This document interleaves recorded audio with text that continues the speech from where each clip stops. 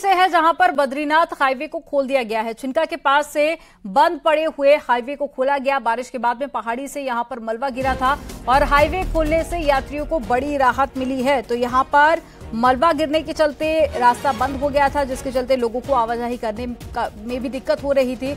ऐसे में टीम लगातार सुबह से ही कार्य में जुटी हुई थी और मलबा हटाने का कार्य किया जा रहा था। तो अब मलबा पूरी तरह से हट गया है और जो मार्ग बाधित हुआ था उसको दोबारा से खोल दिया गया है। तो ऐसे में अब वहां से गुजरने वाले लोगों के लिए ये एक राहत भरी खबर है।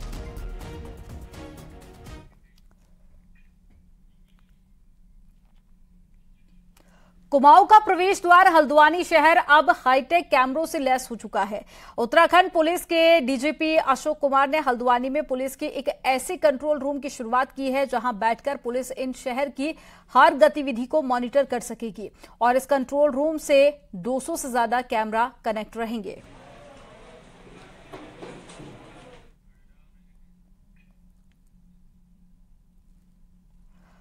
मदरसों में ड्रेस कोड।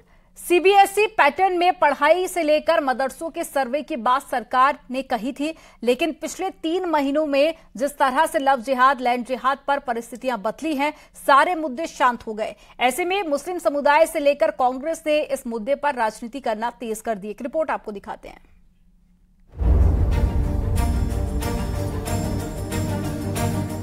राज्य में मदरसों में ड्रेस कोड का मुद्दा खूब जोर शोर से उठा, लेकिन हाल में उठे लैंड जिहाद और लव जिहाद के मामलों के बाद अब खुद मुस्लिमों के साथ कांग्रेस को भी लगता है कि ये सारी प्लानिंग ठंडे बस्ते में चली गई है और उन्हें सिर्फ टारगेट किया जा रहा है।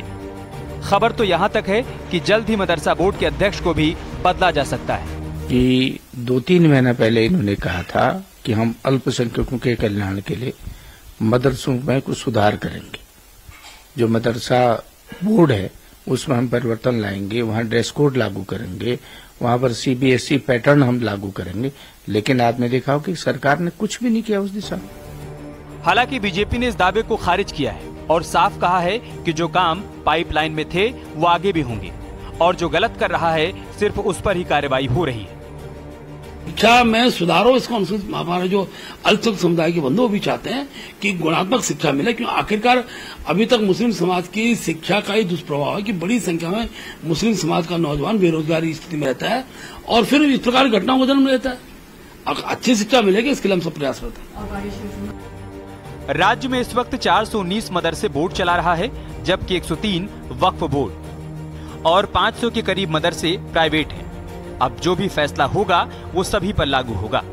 न्यूज़ 18 के लिए देहरादून से भारती सकलानी उनियाल की रिपोर्ट।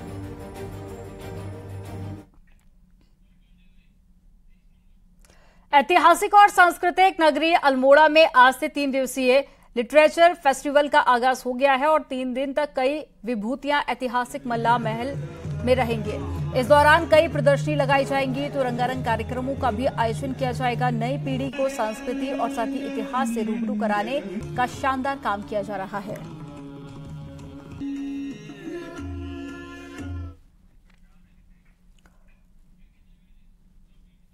उत्तरकाशी जिला मुख्यालय में कूड़े की समस्या विकराल होती जा रही है। तामाखानी सुरंग के पास में लगा कूड़े का ढेर अब स्थानीय लोगों के लिए परेशानी का सबब बनता जा रहा है। एक रिपोर्ट आपको दिखाते हैं। जल्दी करो। उत्तरकाशी जिला मुख्यालय के मुख्य द्वार पर लगा कूड़े का ढेर पिछले 5 सालों से परेशानी की वजह बना हुआ है। कूड़े से एक ओर गंगा मैली हो रही है तो दूसरी ओर पूरे क्षेत्र में दुर्गंध की मुश्किलें पड़ रही हैं। स्थानीय लोग हर रोज इस जगह से गुजरते हैं। कई लोग इस दुर्गंध से बीमार भी हो चुके हैं।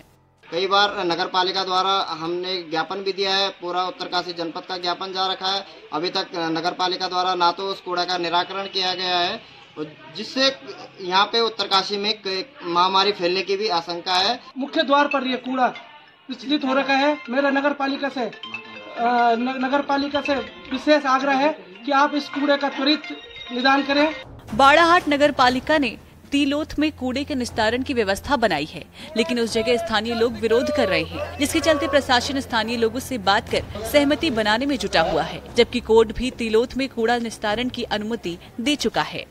गाँव वालों ने अपनी सहमति जताई और मुझे पूरा विश्वास है कि प्रशासन की तरफ से भी, नगर पालिका की तरफ से भी पूरा सकारात्मक रवैया गांव वालों के साथ अपनाया जाएगा। बहुत ज्यादा विरोध है तो सरकार और प्रशासन हमें जगह जगह दे, जैसे अभी इन्होंने बताया कि 60 बैंड में हम जमीन देंगे।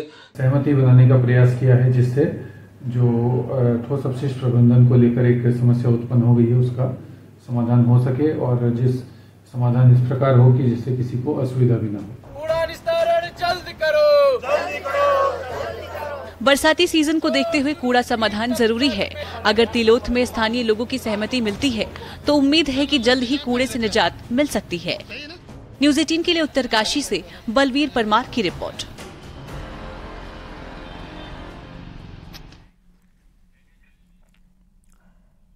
एक तरफ कांग्रेस नेता सीबीआई नोटिस से परेशान है तो वहीं कांग्रेस नेता रणजीत रावत का कहना है कि बीजेपी में कांग्रेस नेताओं को कोई पूछ नहीं रहा, इसलिए परेशानी वहां ज्यादा है और जहां पोस्टर भी नहीं लग रहे हैं और मंत्री नाम के हैं और काम के नहीं है, तो ऐसा उन्होंने निशाना भी साधा।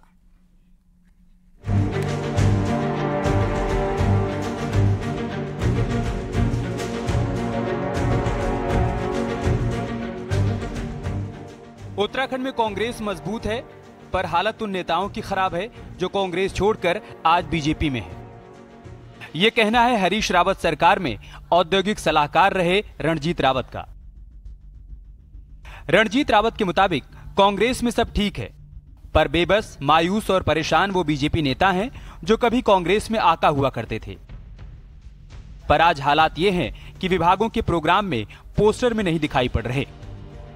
उन्होंने कोई नाम तो नहीं लिया, लेकिन साफ है कि निशाने पर कांग्रेस बैकग्राउंड के मंत्री सतपाल महाराज, रेखा आर्या और सुबोध उनियाल हैं।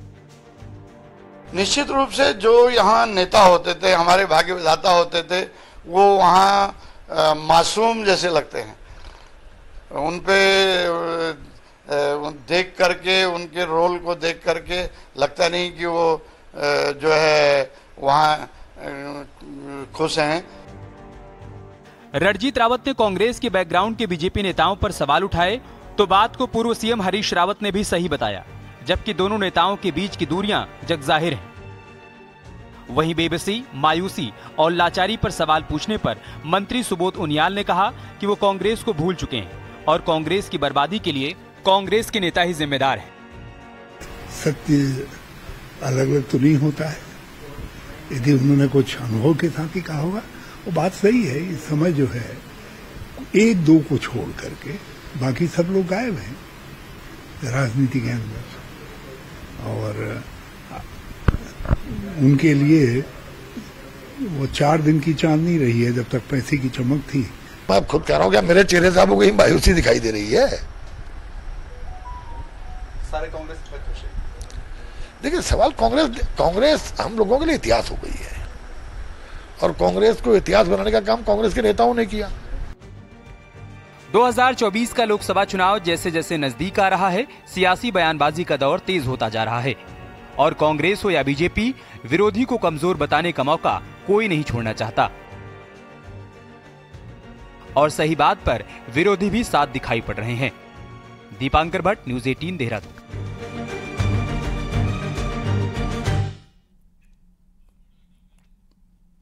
सीएम पुष्कर धामी ने राज्य को 2025 तक नशा मुक्त उत्तराखंड बनाने का लक्ष्य दिया है, जिसको लेकर पुलिस लोगों के सहयोग से अभियान भी चला रही है। डीजीपी खुद जिलों में जाकर पुलिस के सम्मेलनों में नशे के खिलाफ गांव-गांव अभियान चलाने के निर्देश दे रहे हैं। डीजीपी ने कहा है कि सिर्फ पुलिस ही राज्य को नशा मुक्त नहीं कर सकती, इसके लिए जन सहयोग भी जरूरी है। मुख्यमंत्री जी का 2025 तक ड्रग्स फ्री देवभूमि का विजन है, उसी के उसमें लगे हुए हम लोग। हर जिले में एंटी नारकोटिक टास्क फोर्स बनाई है, स्टेट में भी बनाई है, तो उसी में प्रयासरत हैं। और ये अकेले पुलिस के लिए संभव नहीं है, लोगों के साथ मिल करके लोगों को जागरूक करते हुए हम कोशिश कर रहे हैं कि हमें इसमें सफलता मिले।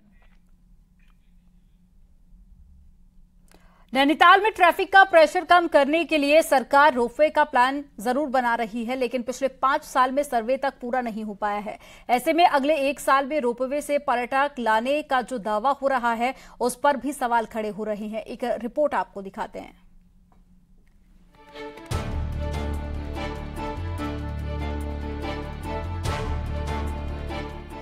नैनीताल हल्द्वानी रोपवे पिछले 5 साल में 5 कदम भी नहीं चल सका।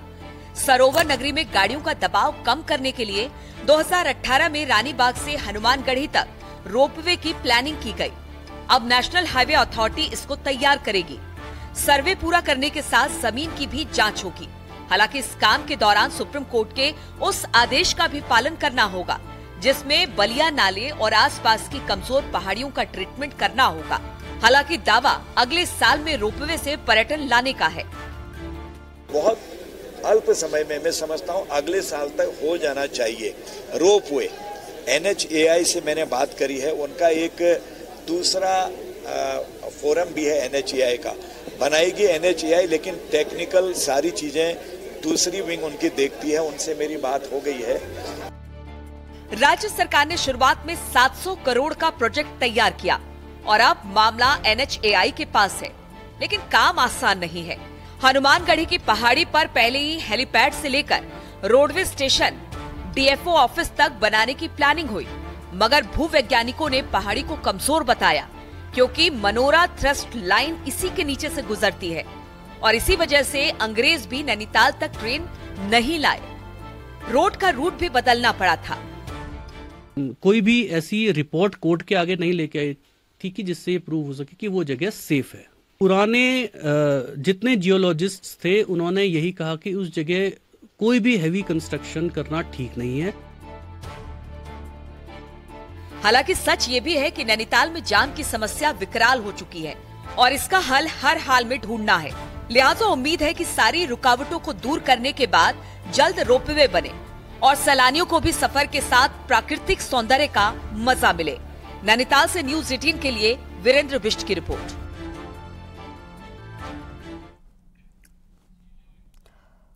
बागेश्वर में शंभू नदी में एक बार फिर से झील बनने लगी है, जिससे कि कुंवारी, किलपारा समेत कई गांवों पर संकट खड़ा हो गया है।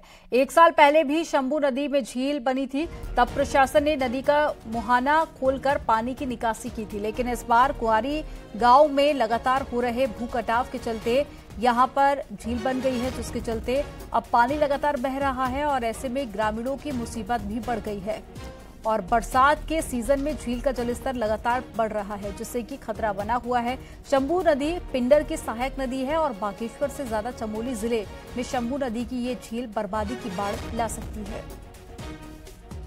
काम नहीं कर रहा है और बरसात का मौसम आ गया है तो वो झील बढ़ती जा रही है। कुंवारी का जो रोड का पुल बन रहा है, अभी अपार्टमेंट बन रहे हैं, वहाँ के आसपास करीब वो झील पहुँचने वाली है और मुझे लगता है कि इस बार वो पुल से भी ऊपर चला जाएगा जहां पर पुल का निर्माण हो रहा है।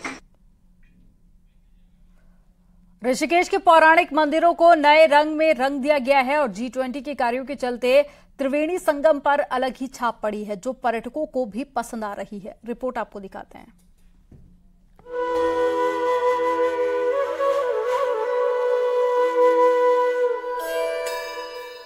ऋषिकेश वैसे तो साल भर पर्यटकों और तीर्थ यात्रियों की आमद से भरा हुआ नजर आता है।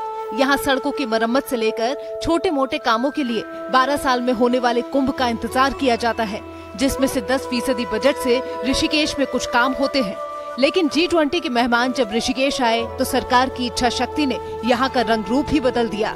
त्रिवेणी घाट, रघुनाथ मंदिर और हनुमान मंदिर का कायाकल्प होना शुरू हो गया है। जब से G20 यहाँ पर आई थी, सुधार तो बहुत हुआ, सुंदर हो गया। घाट बड़ा सुंदर लग रहा है और खुला खुला मैदान से लग रहा है, बहुत अच्छे लग रहा है। और यहाँ पर एक प्राचीन ऋषि कुंड है, इसका बहुत बड़ा महत्व है। ऋषिकेश का पौराणिक मंदिर रघुनाथ मंदिर है, जो त्रिवेणी संगम पर स्थित है। मान्यता है कि इस जगह पर ऋषि रम्य ने अपने तप से यमुना की जलधारा को उत्पन्न किया था। तब जाकर त्रिवेणी गंगा, यमुना और सरस्वती का संगम त्रिवेणी संगम के नाम से जाना जाता है। ये पौराणिक मंदिर सालों से अपने कायाकल्प के इंतजार में था। G20 में आए विदेशी मेहमानों के स्वागत के लिए प्रशासन ने वट वृक्ष के नीचे हनुमान मंदिर, ऋषि कुंड और रघुनाथ मंदिर का कायाकल्प कर दिया है, जिसे पर्यटक भी काफी पसंद कर रहे हैं। यहाँ रब्बे ऋषि ने तपस्या करी थी। गंगा जी तो पहले से ऑलरेडी थी, सरस्वती थी, यमुना जी नहीं थी। तो जो रब्बे ऋषि थे वो केवल त्रिवेणी में ही स्नान करते थे। तो इसके कारण उन्होंने अपने तपोबल से यहाँ यमुना जी का उद्गम किया। यह ऋषिकेश का पौराणिक रघुनाथ मंदिर है, जहां श्री राम ने अपने पिता दशरथ का श्राद्ध भी किया था। इस मंदिर की कायाकल्प की बहुत समय से योजना बन रही थी, लेकिन वो पूरी नहीं हो पा रही थी। लेकिन G20 के चलते यहाँ पर भी नया रंग रूप में रघुनाथ मंदिर नजर आ रहा है, जो पर्यटकों को भी काफी पसंद आ रहा है। ऋषिकेश से आशीष डोभाल, न्यूज़ 18। और चलिए यहाँ रुकेंगे एक छोटे से ब्रेक के लिए। आप देखते रहिए न्यूज़ 18।